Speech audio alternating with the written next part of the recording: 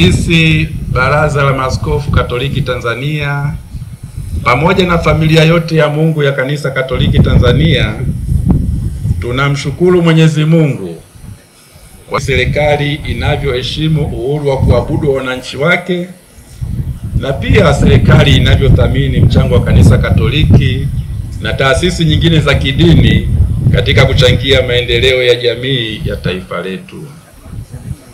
Viongozi wa dini wana nafasi muhimu katika kujenga umoja na maelewano kati ya watu katika jamii. Niwaombe wa Tanzania tuiombee nchi amani na umoja katika kuelekea uchaguzi mkuu. Tuombe katika chaguzi hizi tupate viongozi watakaostawisha Tanzania. Tunamrudia tena Mwenyezi Mungu tukimuomba awabariki viongozi wetu wa kitaifa, aibariki nchi yetu na raia wake wote. Asanteni sana kwa kunisikiliza. Tumsifu Yesu Kristo.